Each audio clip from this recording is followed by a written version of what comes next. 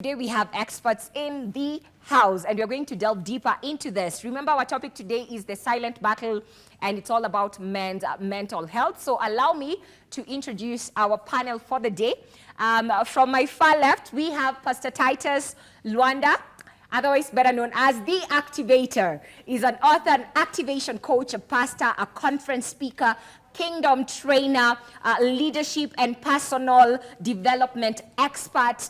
He's also the visionary founder of the Bible Ignition that has empowered over 27,000 people to read the Bible cover to cover. I don't know about you, but have you read the whole Bible as a believer? Na uliokoka 2000 ama 1990. Na bado hujaimaliza Biblia, neema ikutosha. But today we are going to be delving into that. Then we have the gorgeous, beautiful lady. She is Rosa Uma, who's a counseling psychologist. And again, she serves in the counseling department at the Nairobi Chapel. And she'll be telling us about, do men show up for counseling? Ama wanasemanga hiyo ni kazi ya wamamas. And next to me, very directly here, we have Mr. Calvin Odek, who's the visionary behind Men Let's Talk. He's a pastor, radio host, MC, mental health ambassador. He's a father, husband, an author, and he's a passionate biker. Not just him, apparently I've had also Pastor Titus, he's also a biker. And we have the bike at the corner. I think we'll give it a good show. Mutaiona vizuri live before tumalize show. Mutakuwa meiona vizuri, it's green. And of course we have my amazing co-host, Captain DJ Ruff. Leo ni siku yenu. Oh yes, the whole day we've given it to you. It's important. Yes. It's important to know we never get to. Ruff, usiongee hivyo. But thank God we got, and again, yes, just looking at our panel, I know we're in good hands, so I'm happy. Yes. Just to start off, I want to throw it to the activator so that we can activate this session. Tell us about mental health and men. What has been happening in that space, because you are big on family and family men as well. So tell us about mental health, like in a nutshell. What is mental health? Perhaps a man is looking at us and is like, what is onge? Mental health ni nini? You know? Thank you very much. Yes. The term mental health, most people, when people hear the term mental health, usually they associate it maybe with kuchizi or drugs, or someone has gone off. Yes. But actually, mental health, basically, in a simple term, the way I will describe it is, you see, every human, including men and women, we are created with three major parts: the body, the soul, and the spirit. And the soul has the mind, the will, and the emotions. So usually, mental health focuses on the state of the mind, state of the heart, that is emotions, and the drive, or rather the will. So are these three components healthy? Okay? If they are healthy in terms of clarity of mind and thought, if they are healthy in terms of you're anchored emotionally, yes, in other words, there is self-regulation, control, and then the drive to act, the drive to do what you ought to do, when you ought to do, how you ought to do, with whom you ought to do, that to me is simply you are healthy, you're in a health state, what you call mental health. Yes. Amazing. So I want to bring in Rosa. So according to statistics, according to whom, they say 4 people die daily by suicide, and 80% of this are actually men. So men are actually committing suicide at a higher rate compared to women. So in your experience as a counseling psychologist, these particular statistics that we have, is it something that you've seen? Are men afraid of coming in for counseling? Are they afraid of asking for help? Are they afraid of the stigma behind, a man seeking help is apparently a weak man? I think mostly it's the last point. Yes. Seeking help for a man is generally associated with weakness. Because it means you're a man. How you raise boys, I am a mother of boys. And anytime they fall down, you're like, wake up, you're a boy. And like a girl who will you leave them to cry for some time. Why are you crying? You're a boy. So they've not cried. They've not done anything all this time. So who are you crying to when you're grown up? Yeah, but we are seeing a difference in generations in terms of millennials and Gen Zs. Gen Zs are now really coming for counseling compared to millennials, because we were taught to be tough, we were taught to survive. But Gen Zs, they can even tell you, I'm not coming to work. It's a mental health. I'm taking a mental health break. So we are seeing that the gap. I think they will attest to that. But in the counseling space, you say it, out of every 10 people that I offer counseling services to, maybe 1 or even 1 in 20 are men.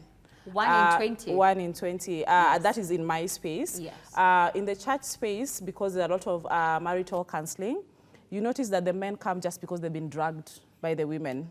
It's either couples therapy. either come or if you don't come for counseling, I'll leave. This is the last straw. So the participation isn't really there because counseling is still associated with weakness, but the gap is being bridged. Yeah. Amazing. Kevin, I want to bring you in. So you've shared your story concerning you had a place of pain with your dad, right? You've talked about this publicly, right? Yes. And you know, a lot of men, they don't like to admit or to go back and retract to a place that could have caused the current situation they're in right now and what they could be battling. So I want you to talk to us about the importance of a man acknowledging pain. You know, daddy issues. Sometimes they think only women can have daddy issues, but having daddy wounds and how pain affects the mental health of men. I think when you think of how men generally are, they don't want to share their pain. Yes. In fact, it's easier to share about successes than the pain itself. Indeed. So most don't want to go back to that space where they were in terms of looking at their folks or their dad figure who hurt them. And and in my space, I've realized many men actually battling the daddy issue, daddy pain, and this is what is influencing them or how they're doing things. It's like how I usually say when growing, I used to say I don't want to be like my dad, but I've realized I'm more like my dad, and I can't run away from it. So I have to go back and deal with what really happened. Why didn't I want to be like my dad? How am I walking in that journey? Because if you look at men, that's where they are.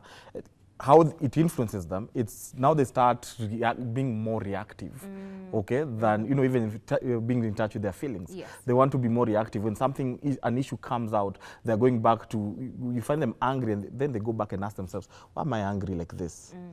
Then they realize, oh, there's something that I was running away from. But it's important for people to go back and open up those doors so that they can be able to heal well. Rather than how we cover. No, it's like a wound. We cover. You bandage. And then we're like, I will deal with it one day. Yes. Then by the time we know it, you'll see it with your children when you have a family, how you react to your children, how you react to your wife. It's something that feeds off. So we need to be intentional in understanding where did this come from, where did this hurt come from, and deal with it at the right place and not run away from it. Or simply, we are known to running away. It's easier to run away than to deal with that issue. And that's why even if there's a fight at home, one of the things will be like, no, let's not talk about it now. Okay? Because I have grown up knowing that I don't face things head on. Okay? You're used to running away from the situation. DJ Raf? Wow. Okay, I have a question. This one is for everybody, also for myself. Sana sana, it's for myself. My question is, how do you know hii ni stress ya kawaida? Because the truth is, you know, we are all going through life. There are all sorts of challenges. How do you know hii ni stress ya kawaida? Sasa hii ni too much stress, ni depression, and I need to go get help. Are there indicators? Are there things that start happening? Maybe uanza kujiongelesha ukitembea. Like, I'm just asking, how can you help someone who maybe ako somewhere in between? This is depression, ama this is just normal life stress. Kevin, take it up.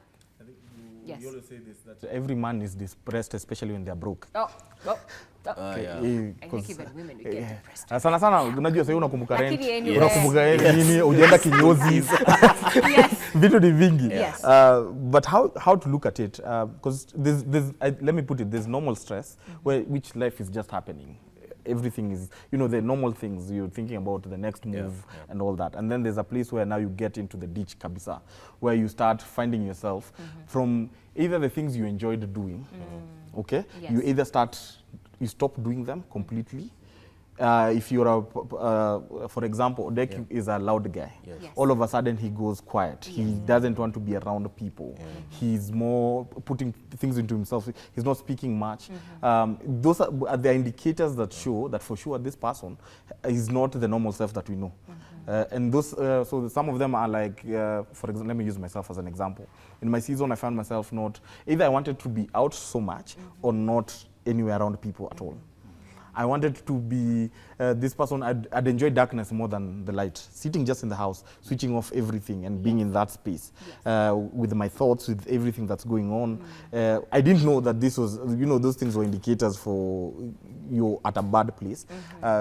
Some of us would be in a space like how I enjoy riding motorbikes. Some of us would be suicidal at that point. You're just thinking, how can I end my life in this situation? What's the easiest way? So if those are some of the things that start creeping in, and you're at that space where we can say this person is actually going to that. Yeah, and you need to seek help. Yes. But hold on to that. We are going to be delving deeper into this particular conversation. As you hear, we are having heavy topics and heavy words are going to come out today. But stay tuned. We're going to take a very short break, but we'll be right back. Remember to keep the feedback coming using our WhatsApp line that is popping on the screen. All right, welcome back. Remember, this is Angaza Live, and we are here on KBC Channel 1 TV. Pale kwenye Facebook, you can definitely drop us a comment, and I'm seeing a lot of comments coming in. And I'm seeing Cliff Mutea anasema, being okay, not being okay. Remember, the question for the day is, what is the biggest silent struggle men face today that most people never get to see? So Cliff amesema being okay, not being okay. Then we have Brayo Danis anasema carrying all the weight, dealing with the pressure of trying to provide.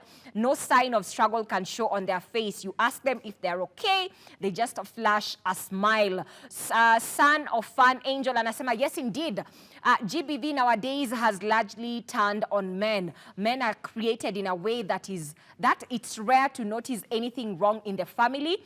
It is only God to help male gender. Hashtag son of an angel, always tuned in. Big up. Amos Onderi anasema financial rejection struggles. Na Carol Shanes anasema most men aren't outspoken.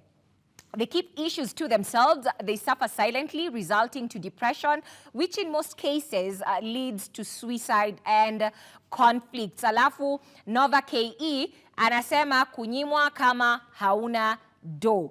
Please don't be surprised. On this show, we said we're going to talk about the real life situations and issues that affect even the believer, because trust me, this is also happening within the body of Christ. So we have a few from our WhatsApp line. Remember, it is on your screen. You can save it as Angaza Live. And we have MC Dan Mwalimu.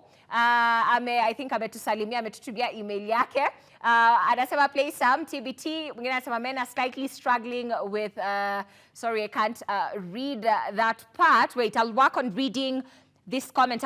MC Den anasema the biggest struggle men face mostly is financial crisis, yet still pretend to be okay. All right, so keep the feedback coming in.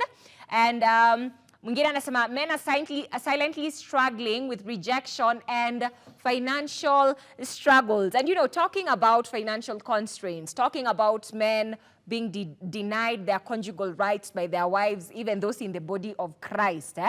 We are going to tackle this particular conversation, and then we'll get back to the feedback. But I want to bring in Pastor Titus. Activated husband. Sasa umesikia shida zenye ziko hapa online. Some people feel some type of way. Men are feeling that sometimes the wives are denying them their conjugal rights. And in this case, I'm talking about married men. Kama uko hapo, achana na dhambi na fornication. But, married men are sometimes facing this because they are broke, right? They're not able to provide for their family. There's a lot of pressure when it comes to finances. Men are really struggling out there. So you've written a book and you work with men a lot. You even coach men. So I want you to shed some light into this particular case and some of the things you've had the fans share. Okay. Yes. Allow me to share from, I like taking people back to the beginning. Yes. Because I like defining things from the beginning so that we see a big picture of what happened versus what things ought to be, how things ought to be.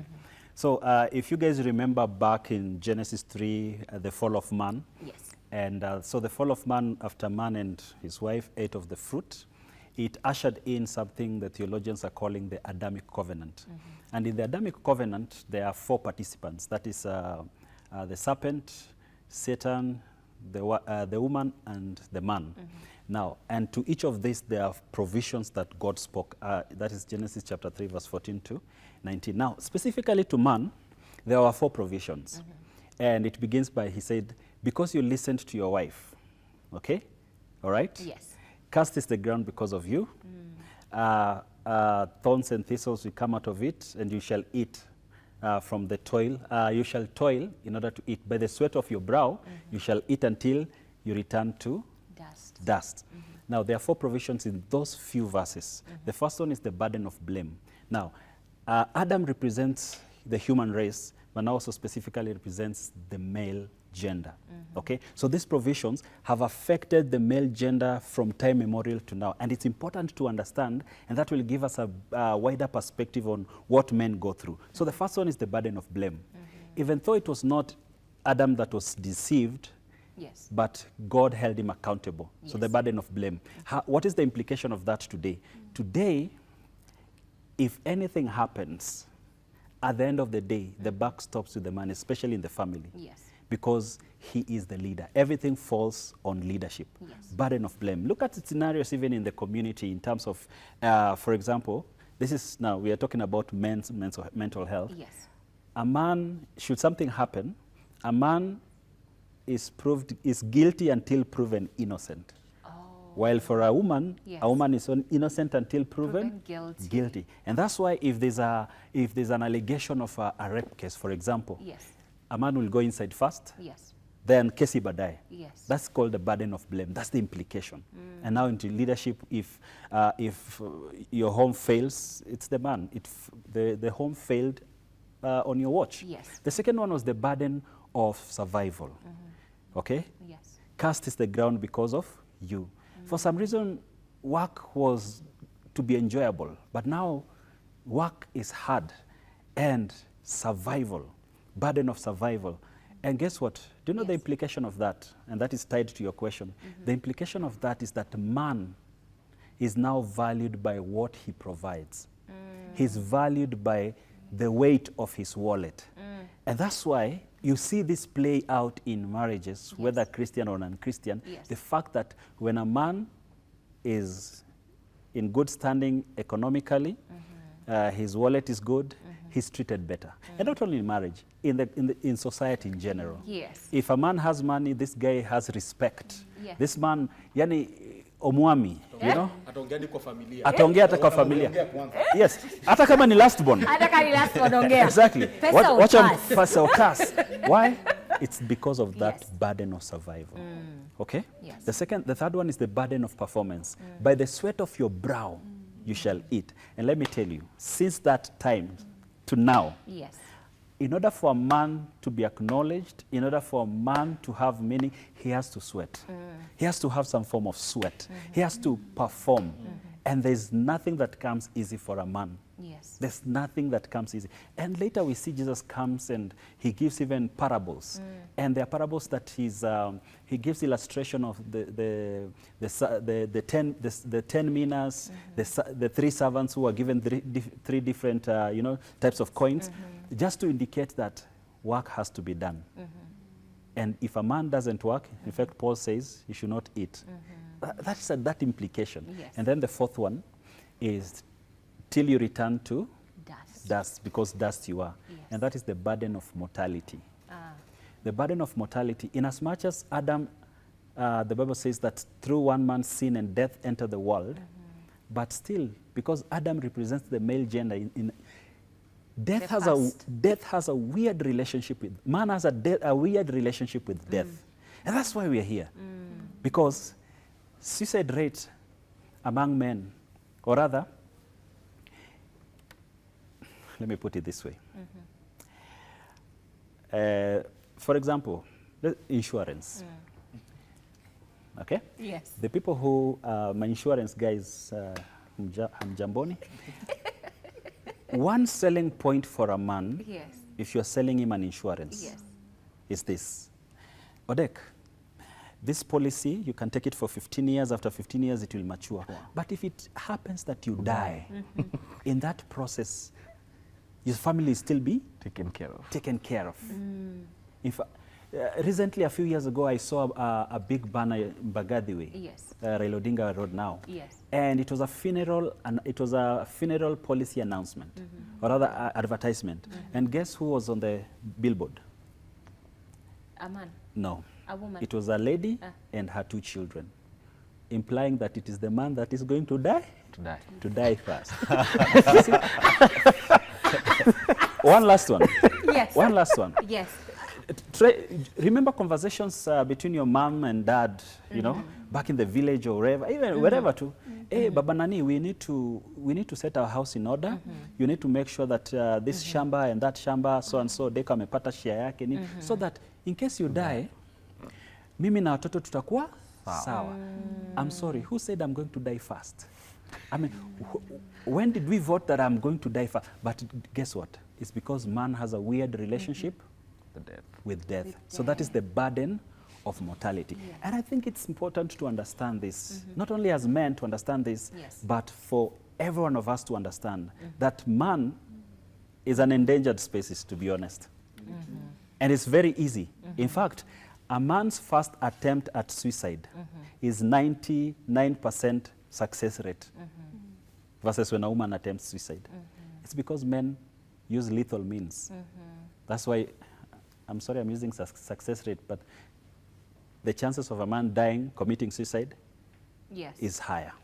So that's where those 4 burdens that every man, whether a Christian, a Hindu, a Muslim, regardless, those 4 burdens cut across.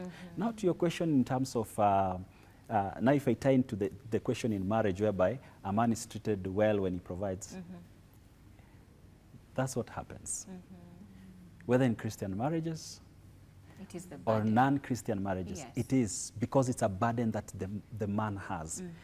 Is it supposed to be this way? The answer is no. Is there a better way to do this? Yes. But it begins now with awareness. Because sometimes, in most cases, even the wives that are treating their husbands, because I call this conditional love. I love you on the condition that you provide. I love you on the condition that you are in good standing. I love you on the condition that you have your affairs in order. Yes. If you don't, Amazing. I want to bring in Rosa. You said you have sons, right? Yes. So what are some of the things, also as a counseling psychologist, what are some of the things, because he talked about, Pastor Titus has talked about awareness. Yes. What are some of the things, parents, because children spend a lot of time with their moms, you know, majority of the times, right? What are some of the things can women do in terms of how they bring up the young men so that they become emotionally resilient, so that they become confident enough to be able to speak concerning the things they're going through, so that they don't get to that place where they put a lot of things, they just push down a lot of things in life and get to a place where they take the lethal means to end it all. What are some of the things you've come across, stories from experience, or just something you can share with us? I think listening to Pastor Titus, I was like, if it was 20 years ago before I got into counseling, or maybe 15, I would be like, really? You're lying, or whatever. Maybe it's because of the family setup I had. A lot of the things he's saying are alien to me. But I have come to acknowledge that it's happening, and that's how a good percentage of us were brought up. Yes. So a lot of these things need to be deconstructed. Because they have a perception, because I was looking, when you're saying, man has to do this, man has to, in fact, even the billboard, I'm like, I've seen the billboard, I didn't even think like that. I thought, in my opinion, I was like, most times, because men are given, you know, it's amazing that now we are here speaking about mental health month, and someone is like, really? They're weaker link. Since when? Because when I'm going on my runs in the morning, if I forget my pepper spray, I go back for it because I'm a woman. Yes. Yeah. But now I'm like, they're weak at what point? Yeah. But now, because they're given all these things, if it's land by default, you don't have to fight. If your wife dies, you have the land. It's yours. But if my husband dies, my in-laws can chase me away. If my father dies and my mother, and he didn't leave things in order, then my brothers and my mother can be chased away. So that's the reason why the women say that. So that's how I look at it. I didn't look at it as the order of, you know, what happened in Genesis and all that. And I get his perspective. And because that burden has been placed, it's just sometimes just asking for help. And on the aspect of you're treated as king when you have money, and not when you don't have money, you're not treated as king. It's never, most times, in most cases, I'm not saying it's not true, but in most cases, it's not, it has nothing to do with the money. Because you have carried yourself as provider, you've carried yourself as the head of the home. When you don't have, you become meek, you become stressed, just the things that you were saying, you're withdrawn. You're like, hey, let's go for this thing, let's go to church. You don't want to go, you don't. So now we've not interacted the whole day. And then in the evening, of course, now there'll be a lot of denials on the other sector because you're not participating in things, even just the simple things. Let's go to church. Let's go for a walk. You're down because you're thinking, how am I going to provide? You've given yourself that burden. On the aspect of motherhood, I've been very intrigued. In fact, when I got here and I started talking to them, I was like, what do you do? Please send me your link, you know, because men are not speaking out enough. Most of these programs are not there. One of the things I asked him is, okay, now you're speaking as men. How are you bridging the gap with the children? Because now the men are talking, but then the children are not seeing it. There's a lot of single mother homes that are happening right now. One of the things I'm very intentional about is if there's something, I want my children to go for that. Today there was an event at my children's school. Their father was not there, but I was keen to say, they need to participate. Where is my brother?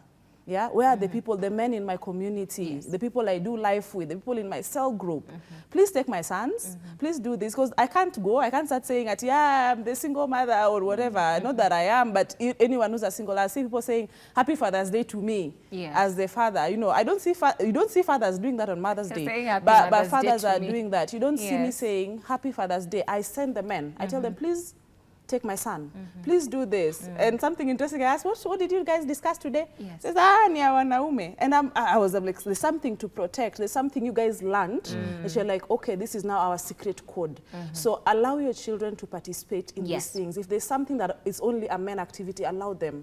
Don't keep them in a space for so long where it's just us with, you know, all our female hormones around. And then now when they are at 16, 17, when now they're discovering themselves, then you're lost without, you don't know what to do with this child. There are many, many forums, and I want them to really speak out on these forums and bridge the gap between the child.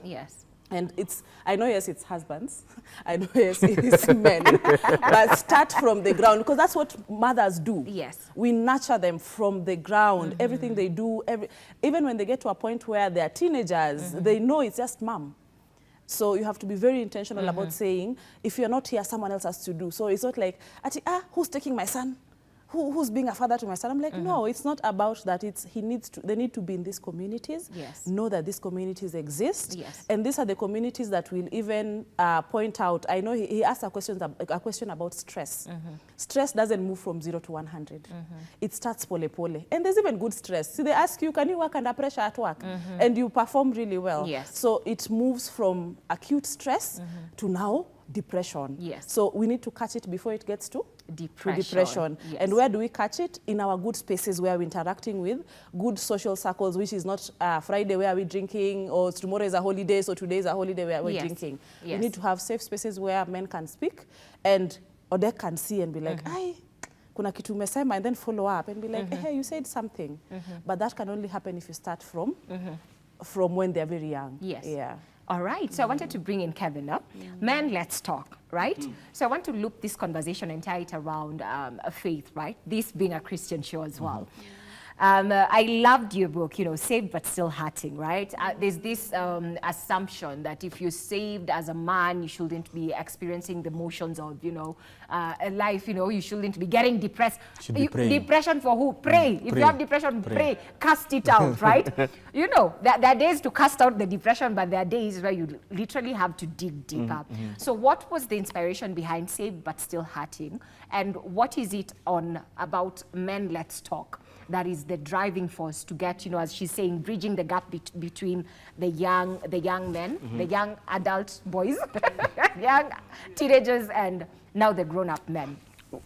Let me start with the first one. Where the inspiration behind the book is simply my story. Because when I was going through life and hurting and everything, I had all those things, people telling me, Kwanza, you're a pastor. Kwani you don't seek the face of the Lord? And I'm like, yeah, you know, you seek that face, but that does not remove the fact that you're hurting. You're going through pain. Okay? Even Jesus himself went through pain. He was pierced. He did not hide those wounds. who am I to hide the wounds that I have and say that, no, let me put up a mask, a face. Yes. And many believers are like that. Yes. They walk into church and they give you what they want you to see. But when they go back to their space, they're the same guys who go drinking because something happened. A marriage is falling.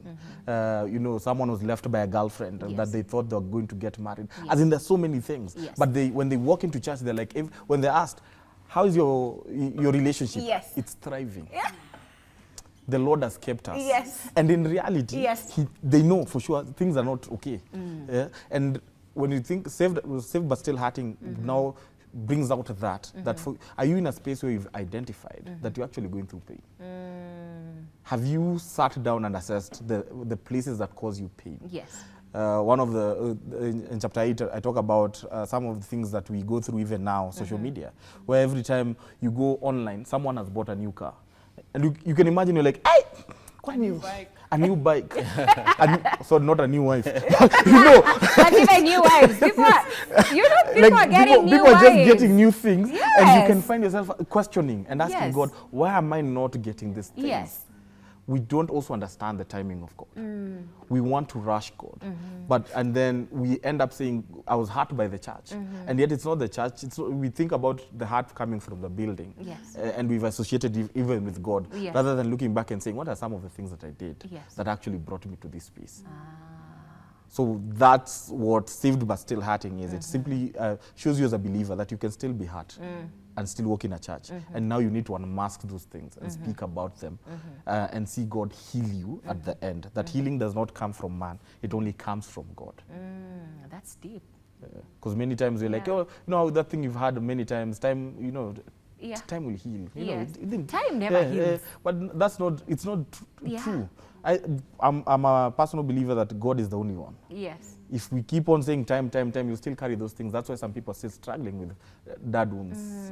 And also wounds. being triggered. Yes, and you're being triggered through, because you Yes. never dealt with those things. Yes. You never invited God in it. Yes. What does that look like? Since we're talking about men, what is that aspect of surrender? Because, God cannot heal what you've not surrendered to him. And a lot of men, sometimes they feel, women in churches, when you go, women are very emotional there. You'll find them, crying in church. Yani surrender, tunajua kusarenda, right? But now for men, unapata tu wanaume tu wako. Unajua wako ngumu. They cry in silence. Uko kando. Uko chini mkiwa kona yenu. But what is that complete surrender look like? Because I believe a lot of men are struggling with that. How do we surrender to God? One, acknowledging that for sure I'm struggling with this. This is a point of pain. Yes. Okay, and seeing it from that place. And then now there's inviting God in it and saying, whatever direction you take me, I'm willing to go, which is the hardest thing. Okay, because as men, you're told you lead everything. Now inviting God and saying, I don't know where I'm going, Yes. but I'm hurting. Yes. Okay, we have a running joke in our biking community and even with my friends that the number of times we've cried, and in fact, a lot of my friends are saying he didn't know people cry in helmets until we shared it. You guys cry in helmets. Yes, when you wear that helmet Yes. as you're riding, Yes. as in there's emotions coming in and you remember, and it's a place of thinking and all that. Yes. And all you can do for me, it's usually saying, God, I surrender this to you. Okay, as hard as it looks like that, it seems like I surrender it to you with whole humility, not saying I surrender and then I'm trying to fix it. Yes. I release it at his feet and say, take care of it. Which is, again, it's very hard because that's not how we are wired. But also, it comes from a place of when you now bring men, let's talk, having a community around you. Which I struggled with when looking for community, especially when you're a pastor and you're going through a hard time. Where do you find the community? Everyone looks at you and you're like, hey, you should be praying for us. Why are you bringing us your problems? Because again, pastors are not meant to hurt. They're not meant to go through hard times. Yes. And so Men Let's Talk began from that, where I looked and I was like, where are men meeting? When a man is going through a hard time, who are the people that come around him and surround him and cover him? It's just like there's a story of this man who lost his job. And so for a whole month, I think for a whole month, even the wife did not know he had lost his job. The man would wake up, dress up, go as if he's going to the office, only for him to meet his wife in town. The wife is like, you're supposed to be working. Yes. What are you doing here? That's when they knew And you can imagine if this guy had friends around him, Yes. okay, who, you know, something would have happened. Yes. And we've had men who actually go to that extent of even taking their lives based on, because they didn't have someone to talk to. And, you know, saying that, you talk about masculinity, Pastor Titus. I wanted you to loop that in from what he's saying, yeah? We have this toxic masculinity, right? Yeah. But then there's a form of a healthy masculinity that you men represent, right? Masculinity that is not meant to subdue women, right? But a masculinity that is biblical, you know, biblical manhood. So I'd want you to loop that in, because we are a bit short of time, and I didn't want us to leave that out because you've begun that conversation. So please allow me to ask him, can you loop into this? Yes. Yes. When Odek says that it's hard being, especially a pastor who is a man, and you're going through life, Yes. it's so hard to find a community that you can share with, okay? And you're right. Right now, there's a rise on what we call the manosphere space, the manosphere, which it's not a movement per se, but it's a collection of individuals. And what happens is that what the manosphere is, there are good parts and the bad parts, but what the manosphere is to the men is what the toxic feminism is to the women. Yes. Whereby toxic feminism views men as the oppressors and irrelevant and as objects, and the same way the manosphere views women as oppressors and as objects. So there's in the middle ground here, whereby this is what we are trying to bring across. We are bridging the intersection between masculinity and biblical manhood. So that's what Odek and I are trying to bring across. And to be honest, because I want to affirm you for making this possible, because I believe that the idea is to create awareness, so that awareness of men's mental health. Sindio? Now, having said that, like you've said, in the interest of time, allow me to point this out, that men are actually speaking, are actually opening up, but not in the way you think, and especially not the way women think. Because one issue, one problem that we need to face when we are thinking about men is you need to get a man's perspective on how he can be helped. Because what is happening, and that's why you're seeing low turnout in the counseling rooms, is because 90%, if not 99% of counselors are women. And men, let me say what men think but don't say. Yes. It's hard sometimes for women or let's just say women to receive feedback, real feedback on how a man is thinking, on how a man is feeling. And oftentimes when a man speaks that, the first will be arguing it away. But, and that is because when you talk with a man, you must step in the frame of that man and see things from that vantage point. That's when you'll be able to help that man. So right now, I'm glad that God is raising up men that are creating spaces, men-only spaces. And let me tell you, find us when we're in a men Let's Talk forum.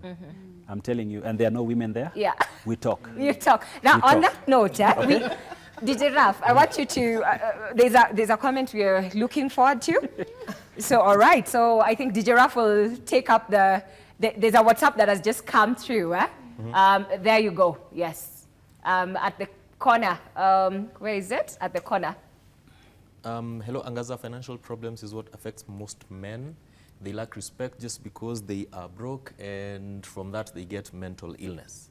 That is what someone is saying. Ah, yeah. Okay, so that's basically money. I think we talked a bit about money, right? Yes, yes. All right, so keep the feedback coming, but you're going to continue with the conversation, and we might be taking up a call, one call before we conclude the show. So, mukai tuned hapo. Pastor Titus. Yes. So, now, men, we need to appreciate that how men process their issues is different with how women process. Women process by talking. sharing it. In counseling, call it catharsis, you see? And healing happens there. Yes. But we need to understand that man is a thinking being. And thinking logically in terms of solution. So it's not necessarily a man will speak because he wants to speak. He will speak because he's scanning for a solution. And that's what you'll find in a men-only space when I'm speaking. Yes. Odek will share, by the way, this is how I dealt with this issue. But for our sisters women, you share because you want to speak it out. And that's why you'll find husbands and their wives in coalition all the time, because as a woman is sharing her issue, the man is already scanning for a solution, ready to offer a guess what? Because solution. That works with men on men. Yes. You see? That works with men on men. Yes. So if we really want to help men, and you're watching this, you are a wife, a sister, a mother, you want to help your brother, your son, your wife, your husband, is approach men's issues from the men's vantage point. Logically. Logically. Emotions kando, logic kwanza. There's something that's happening today called the feminization of men, whereby you want to see a man cry to know that I'm open up. You want to see a man cry for you to be sure, oh, I'm a process here. Yes. Man is first a thinker. It doesn't mean he can't cry. He will cry. He will cry. But he's first a thinker. So if you want to help a man process that, create an environment that will help him process his thoughts. Hapo utakuwa umesaidia that man. All right. Yes. Yes. Naona you've had a lot, eh? Feminization and all of these things. Yes. But I believe bottom line is you need to have conversations. Yes. Because if you do not have conversations, especially even in marriage, even with your brother, your sister, your friend, no one will know what's happening. Yes. You know, when the first things, I think 10 years ago when I started counseling, someone would say, when you say I'm a psychologist, like, so you're reading my mind. No, you have to speak. You have to speak. So if I talk to a potential partner, then I'll know how they're wired, how they think. And I think that's where the clash comes. Because he says he'll talk to Odek and he's like, this is how I dealt with it. But Odek's wife is not your wife. So then you come and start implementing what Odek told you to the introvert wife, and you have an extrovert or a sanguine, then you're like, it's not working. Why? Because communication wasn't there. But if you approach it with, you know, I was talking to my friend Odek. Number one, the woman will be like, oh, okay, so you talk to someone. You know, we get happy kidogo. You know, like he said, you know, they experienced something or he spoke to someone and this is how they handled it.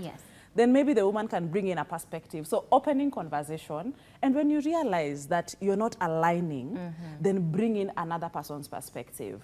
In the counseling space, I tell people, as much as now there's fear of counseling, or is it that bad that you're going for counseling? Start by talking to your friend. Most of these things, when you talk about it, when you talk to your friend, your neighbor, your mother, your brother, you realize you solve them, you solve a big percentage before it goes too far. So let's just have conversations and stop comparing. Let's stop taking notes from motivational speakers on social media. They don't have a perspective on your life. They don't know your personality. They don't know your life. Go and speak to someone who knows you, or a professional who will give you a clear perspective on whatever issue you need to handle. And do you offer counseling services in case someone is watching and they're like, by the way, naeza pigia madam, or it's an email or a number, please feel free to do so. Tunaenda tukifanya na parting shot. Muda umeyoyoma kidogo. Yes, I am a counseling psychologist. I practice. I mostly deal with trauma and mostly in the clinical space, but I also do personal therapy. So reach out. If I might not be in a position to help, I will refer you to someone who can. But don't hesitate to reach out because you think, oh, she might not or he might not. I also know a very long list of male counselors. So if you feel like you need a man, reach out and I will refer you. And one thing I want men to do is shout about what they're doing. Because most of us don't even know where the spaces are. When you want to refer someone, when you want to refer the men, we don't know where to start. So yes, you have your spaces, but wacheni kuzieka kwa cave. Please speak about them so that people can know what they are. So you've had it. So before I let the gentleman conclude for us, we have a caller on the line, so we're going to be picking this up. DJ Raf, take it over. All right, hello. Hello. Hello. How are you? Habari? Nzuri sana wengi. Salama, talk to us. I'm Brian Nzuri from KBC. Yes, Brian. Punguza sauti ya TV. Pressure comes from family pressure. Okay. Yes, Brian, punguza sauti yako ya TV kidogo. Then. Hello? Can you hear Hello. us? Okay, Yes. sasa tunakusikia. Okay, this pressure and that comes to family issues. Such that you are going to use them now and going to search for a level family. Now I'm doing. Hello. Yes. Yes, And, Brian. that family pressure keeps you that even today with poor.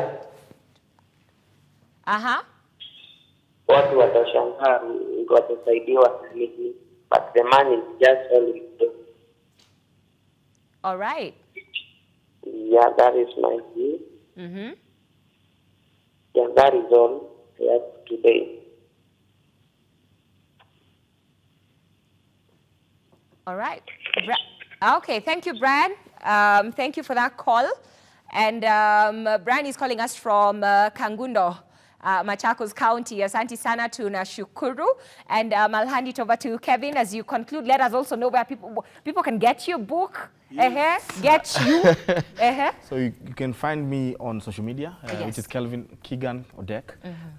The book is on Nuria bookstores, and also Amazon, if you want a copy. But also, I'm there for the men. Yes. If you need help, you can also follow us on Men Let's Talk on Instagram, because that's where we get a lot of requests for I need help, can I talk to you? I'm available for the men, because I realized if we are not there for one another, then there will not be anyone there for us.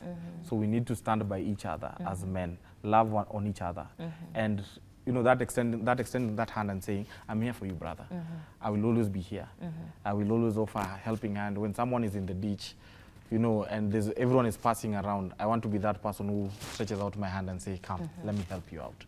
And so don't die alone. Yes. Don't be alone. Yes. We are here for you. Yes. You can call me. Yes. Patiana number. 0727 246 599. Yes. Thank you so Tani much. Pastor Titus, and also where we can find Activated Husband. Yes, thank you very much. Titus is passionate about helping men and women break dysfunctional cycles so that they can forge functional and thriving relationships. And I'm passionate about men as well, and I've written a couple of books, Activated Husband 1 and Activated Husband 2, and this was born or birthed from a realization that a man can be a savvy investor in the marketplace, a dynamic ministry leader, a superb boss in the corporate, a dynamic brother-man band of brothers. He may succeed in the boardroom, but fail in the living room. So he may succeed as a marketplace expert, but fail as a family head at home. Hence, Activated Husband is meant to help bridge that gap and help men forge functional and thriving family headship. I'm a coach, and like I said, I help men and women break dysfunctional cycles. So if you want to face yourself, because I believe you can't change what you're not willing to confront, and you can't confront what you don't know. That's why you don't see any blind boxers, because you have to face that dysfunction. And that's the hardest part Odek mentioned. Yes. Facing yourself, that is the hardest part. So I help facilitate that so that you can now forge a functional and healthy relationships. You can find me on social media, Titus Luanda on Facebook, IG, and even on TikTok. And my number is 0721900633, or email titusluanda@gmail.com. Amazing, thank you so much. And DJ Raf, utatusomea your comments yenye tumeandikiwa huko. alafu tupatie maoni yako as the man in the house.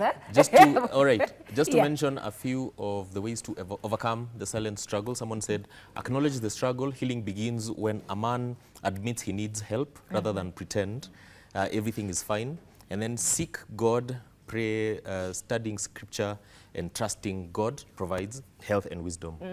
Yeah. Amazing. And kuna ile kuna yenye nimeona hapo hivyo, but hata anatutaipia tena. Amesema, why does mental have men? Yes. Oh. The one he was like, why does mental have men? Yeah. Unaweza kutuambia mbona iko na men? It's Ama like uguess. ni kama sisi ndio sana tuko na most Uko na masaibu. affected. Most affected. But anyway, Yes. I'd just like to thank the panel as well. And just a question I have is, tumeongea about the manosphere because men don't have spaces. And it's good that you guys are, and she mentioned, make sure you amplify your spaces as much as possible. But what's the role of the church in all this? Because I feel like we go to church and then tunapreachiwa tu ile, pray, read your Bible, pray every day if you want to grow. And then I go home and I don't know how to apply that practically. Yes. Do you think that there should be programs developed specifically to handle things like this? And being a pastor, especially Pastor Odek, when do unajua how difficult churches can be with these things, do you think it's doable?